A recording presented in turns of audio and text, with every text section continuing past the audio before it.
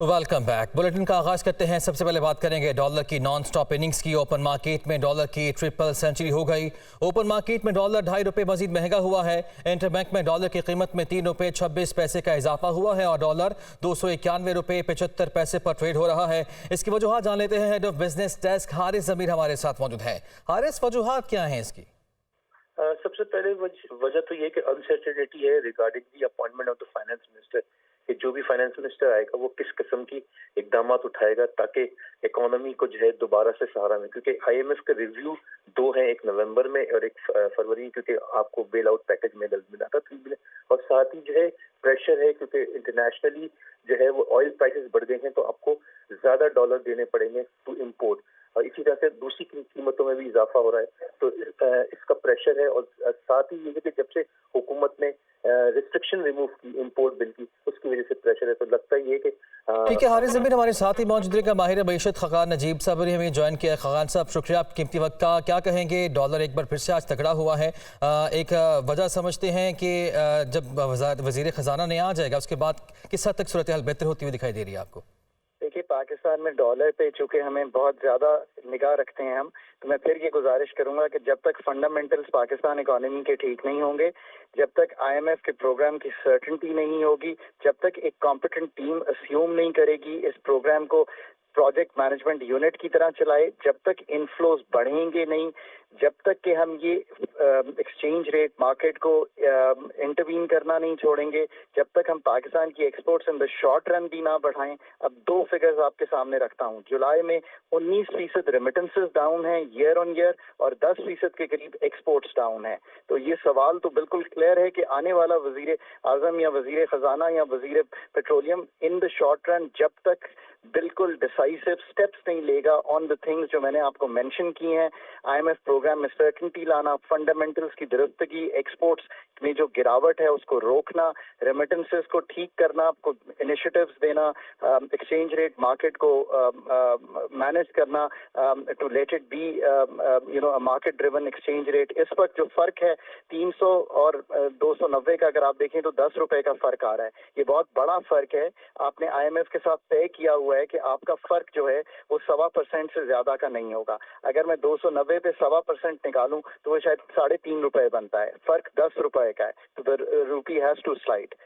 These are the things that are happening. Please, इस वक्त सारी कौम को ये समझना है कि बहुत ही प्रिकेरियस इकोनॉमिक सिचुएशन है जिसको बहुत ही हमें जिसे कहेंगे हायर रिस्पांस देकर डील करना है। बिल्कुल ठीक है। हमारे साथ ही खगान साहब, खुर्रम शहजाद साहब ने हमें ज्वाइन किया। खुर्रम साहब, शुक्रिया आपके वक्त का। क्या कहेंगे, ये बातें हम पहले भी करते आए हैं, हम चूंकि इंटरिम गवर्नमेंट है लेकिन कुछ इख्तियार तो मिले हैं इस गवर्नमेंट को। क्या समझते हैं कि सूरत हाल किस तरफ जाएगी? जी देखें, अभी फिलहाल जो है गवर्नमेंट ने तो अभी चार्ज संभाला है, केयर टेकर गवर्नमेंट ने। अभी तो कैबिनेट जो है वो कंप्लीट होनी है, और फिर की जो पर्सनेल है उसमें फाइनेंस मिनिस्टर जो है उसका भी अनाउंसमेंट बाकी है। मेरे ख्याल में वो जितना जल्दी हो जाए उतना ज़्यादा कॉन्फिडेंस जो है रिस्टोर हो सकता है। और जो करेंसी का आपको स्लाइड नज़र आया है आज, उसमें 2 वजूहत हो सकती हैं। एक तो ये कि इम्पोर्ट्स का आहिस्ता आहिस्ता खुलना है, क्योंकि इंपोर्ट्स हमारी अब खुलेंगी, और डेफिनेटली जो सेक्टर्स हैं जिनको जो है वो इंपोर्ट्स में, जिस तरह की गाड़ियां हैं, मोबाइल फोन्स हैं, या फिर आप फार्मास्यूटिकल कह लें, फूड कह लें, ये भी जो है कम्प्लीटली जो इनकी एलसीज जो है वो ओपन नहीं हुई थी। तो मेरे ख्याल में इसकी वजह से एक तो स्लाइड आपको नजर आ रही है। दूसरा, ऑयल प्राइसेस ग्लोबल मार्केट में बढ़ गई हैं, और आपको पता है 1/4 हिस्सा हम तकरीबन जो है एनर्जी का करते हैं, बाहर से इंपोर्ट करते हैं। एलपीजी हो गया, ऑयल हो गया, क्रूड ऑयल हो गया, और रिफाइंड प्रोडक्ट भी हो गए। तो इनकी वजह से जो है हमारी डॉलर की डिमांड बढ़ती जा रही है। तो मेरे ख्याल में इसकी वजह से डॉलर में जो है वो थोड़ी उसकी कीमत में इजाफा हुआ है। लेकिन आगे जाते हुए फाइनेंस मिनिस्ट्री की अनाउंसमेंट और फिर साथ और रेलेवेंट टीम कौन सी होती है, ये सब चीजें जब सामने आएंगी तो मेरे ख्याल में एक कॉन्फिडेंस जो है वो रिस्टोर होगा मार्केट का। बिल्कुल ठीक है। सूरत हाल बेहतर हो सकती है जब ऐलान होगा वजीर खजाना का। शुक्रिया आपका। खुर्रम शहजाद हमारे साथ मौजूद थे, खगान नजीब साहब हमारे साथ मौजूद थे, और head of business tech Haris Zameer ने हमें अपडेट किया। आपका भी शुक्रिया। आईएमएफ की शराइत पर अमल दरामद। आज़ाद कश्मीर के सार्फिन के लिए भी बिजली महंगी होगी। आज़ाद कश्मीर के शहरियों को बिजली की कीमतों में रियायत वापस लेने का फैसला। तफसीलात जानते हैं नुमाइंदा जीशान यूसुफ जई से। जी जीशान। देखिए असमा, आज़ाद कश्मीर के जितने बिजली सारिफिन हैं उनको बिजली सब्सिडाइज नरखों पर जो है दी जाती थी, लेकिन अब ज़राए ने दावा किया है कि जो सब्सिडी है 33 अरब रुपए की वो भी वापस ली जाएगी और 15 अरब रुपए की जो रिकवरी है वो भी आज़ाद कश्मीर के सारिफिन से की जाएगी। इसके साथ साथ जनवरी से जो है ये पूरी कीमत उनसे, आने वाला साल में जो जनवरी है उनसे पूरी कीमत वसूल की जाएगी। और साथ साथ इसमें यह भी बताया गया है कि जो सब्सिडी है वो मरहलावार ख़त्म की जाएगी। अगर सब्सिडीज़ की बात की जाए तो तवानाई माहिरीन का कहना है कि सब्सिडीज़ जो है वो वैसे पावर सेक्टर के मसाइल का हल नहीं, लेकिन यहाँ पर चूँकि पावर सेक्टर की नाअहली और इंतज़ामी उमूर की वजह से जो है महंगे फ्यूल से बिजली बनाई जाती है, फिर हुकूमत को डेफिनेटली जो है सब्सिडी देनी पड़ती है। इसके साथ साथ अगर अवामी रिएक्शन की बात की जाए तो ऑलरेडी आज़ाद कश्मीर के कुछ अजला में जो है वो बिजली और के ख़िलाफ़ जो है वहाँ पर मुजाहरे जारी है। अगर ये सब्सिडी भी ली जाएगी तो एक अवामी रिएक्शन आएगा, ताहम जो सब्सिडी है वो भी मरहलावार ख़त्म की जाएगी और जो आज़ाद कश्मीर के बिजली सारिफिन है तो उन पर जो है बोझ आएगा और जो बिल होंगे वो। अदालती उमूर से खबर शामिल कर लेते हैं। इलेक्शन कमीशन आम इंतखाबात कब करा रहा है? चीफ जस्टिस सुप्रीम कोर्ट का सूबाई हल्का बंदियों के खिलाफ दरखास्तों पर समाअत के दौरान इस्तफसार, जिस पर डीजी लॉ इलेक्शन कमीशन ने कंधे उचका दिए। इस पर चीफ जस्टिस ने कहा कि यानी अभी तो इंतखाबात की कोई तारीख ही तय नहीं हुई है। चीफ जस्टिस की जानिब से रिमार्क्स दिए गए। ये कहा गया कि हल्का बंदियाँ अवामी मफाद का मामला है। चीफ जस्टिस उमर अता बंदियाल ने कहा कि इलेक्शन कमीशन इंतखाबात से कबल तमाम मामलात हल करे। चीफ जस्टिस ने यह भी कहा कि इलेक्शन कमीशन हल्का बंदियाँ शफाफ तरीक़ाकार से तय करेगा। इलेक्शन कमीशन की सिंध में सूबाई हल्का बंदियों के खिलाफ दरखास्तों पर समाअत। अदालत ने हल्का बंदियों से मुताल्लिक मामला वापस इलेक्शन कमीशन को भिजवा दिया है। तफसीलात जान लेते हैं, हमारे नुमाइंदे आमिर सिद्दीकी हमारे साथ मौजूद। आमिर, बताएगा आज की समाअत में क्या कुछ हुआ? यकीनी तौर पर बड़े अहम रिमार्क्स दिए गए चीफ जस्टिस की जानिब से। Justice of Pakistan justice Umar Ata Bandial की सरबराही में सुप्रीम कोर्ट के 3 रुकनी बेंच ने समाअत की। सिंध में हल्का बंदियों से मुताल्लिक केस की और ये कहा गया कि जो हल्का बंदियाँ इलेक्शन कमीशन ऑफ पाकिस्तान की तरफ से की गई हैं वो दुरुस्त नहीं है। उनको चैलेंज किया गया था सुप्रीम कोर्ट ऑफ पाकिस्तान में। तहम चीफ जस्टिस ऑफ पाकिस्तान ने अब हल्का बंदियों का मामला दोबारा इलेक्शन कमीशन को भिजवा दिया है और इसमें एहतियात के साथ हल्का बंदियाँ करने का हुक्म दिया है। लेकिन इस मुकदमे की समाअत के दौरान chief justice of Pakistan justice Umar Ata Bandial ने अहम रिमार्क्स दिए। इस्तफसार किया उन्होंने डीजी इलेक्शन कमीशन से कि ये बताया जाए कि इलेक्शन कमीशन ने आम इंतखाबात के हवाले से क्या तैयारियां कर रखी हैं और कब तक आम इंतखाबात करवा दिए जाएंगे, जिस पर इलेक्शन कमीशन ऑफ पाकिस्तान के जो डायरेक्टर जनरल हैं उनकी तरफ से कोई जवाब नहीं दिया गया और उन्होंने लाइल्मी का ही इजहार किया। इस मौके पर chief justice of Pakistan justice Umar Ata Bandial ने कहा कि यानी अभी तक ये तय ही नहीं है कि इलेक्शन कब करवाने हैं, लिहाजा इस मौके पर चीफ जस्टिस ऑफ पाकिस्तान ने इलेक्शन कमीशन को ये हुक्म दिया कि वो हल्का बंदियों समेत तमाम जो इश्यूज़ हैं इंतखाबात के लिए, आम इंतखाबात के लिए, उनको फौरी तौर के ऊपर हल करें ताकि इंतखाबात के हवाले से तमाम तो इंतजामात हैं उनको मुकम्मल किया जा सके। लिहाजा सिंध में जो हल्का बंदियों का मामला है वो दोबारा इलेक्शन कमीशन ऑफ पाकिस्तान को भेज दिया गया है और चीफ जस्टिस ऑफ पाकिस्तान ने इलेक्शन कमीशन को ये हुक्म दिया है कि वो एहतियात के साथ और तमाम जो कानूनी तकाज़े हैं उनको पूरा करने के बाद। चेयरमैन पीटीआई के 3 मुकदमात में जमानत खारिज। एटीसी इस्लामाबाद ने महफूज फैसला सुना दिया। चेयरमैन पीटीआई के खिलाफ थाना खन्ना में 2 और थाना बाराकोह में 1 मुकदमा दर्ज था। अदालत ने चेयरमैन पीटीआई की अदम हाजिरी के बायस जमानतें खारिज कर दी हैं। 3 मुकदमात थे जिनमें दरख्वास्त जमानत पर समाअत हुई और अदालत ने जमानत खारिज कर दी है। एटीसी इस्लामाबाद ने महफूज फैसला सुना दिया। चेयरमैन पीटीआई के खिलाफ थाना खन्ना में 2 और थाना बाराकोह में 1 मुकदमा दर्ज था जिन पर के आज समाअत हुई और महफूज फैसला सुनाया गया है एटीसी इस्लामाबाद की जानिब से और 3 मुकदमात में जमानत खारिज कर दी गई है। अदालत ने चेयरमैन पीटीआई की अदम हाजिरी के बायस जमानतें खारिज कर दी। आगे बढ़ते हैं। इस्लामाबाद इंटरनेशनल एयरपोर्ट को 15 साल के लिए आउटसोर्स करने का फैसला हुआ है। आउटसोर्स होने पर third party advance $10 crore payment करेगी। थर्ड पार्टी को एयरपोर्ट पर शॉपिंग मॉल, ब्रांड शॉप्स बनाने की भी इजाज़त होगी। हमारे नुमाइंदे मुदस्सिर अली राना हमारे साथ मौजूद हैं, उनसे तफसीलात जान लेते हैं। मुदस्सिर, बताएगा क्या इससे फ़ायदा होगा? $10 करोड़ की पेमेंट एडवांस में की जाएगी?